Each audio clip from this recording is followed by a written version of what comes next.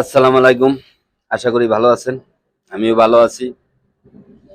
কালকের 15ই আগস্ট শেখ মুজিবের মৃত্যুবার্ষিকী গেল। তবে সরকারের উদ্দেশ্যে কথা বলি। কালকের তারেক রহমানের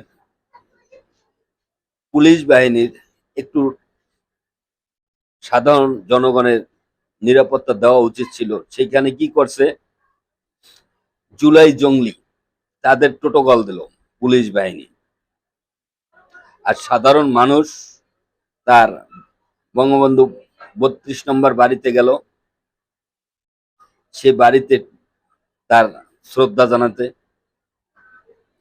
সেখানে সাধারণ মানুষগুলা পুলিশ বাহিনী জঙ্গলি দিয়া ধরাইলো। সরকার নাকি চোখে পড়ে নাই। তাদেরকে অন্তত পক্ষে কালকে 15ই আগস্টে তার একটু প্রোটোকল দেওয়া উচিত ছিল, যে তারা আওয়ামী লীগকে যারা ভালোবাসে, বঙ্গবন্ধুকে যারা ভালোবাসে, অবশ্যই তারা 32 নম্বরে যাবে শ্রদ্ধা জানাতে। তাদেরকে নিরাপত্তা দেওয়া দরকার ছিল। সেখানে কি করলো?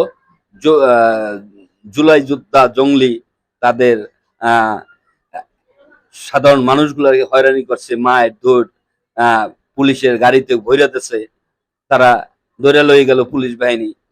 এটা কি সরকারের এটা কি কর্ম ছিল, কাম্য ছিল?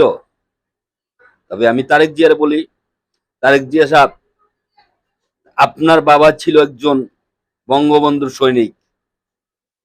তাহলে এই এক পিস সেই বঙ্গবন্ধু, এই বাংলাদেশ সেই দেশে যুদ্ধ করে তার নেতৃত্বে আজকে তার শ্রদ্ধা জানাবে, সেই সুযোগটা তাদেরকে দিলেন না।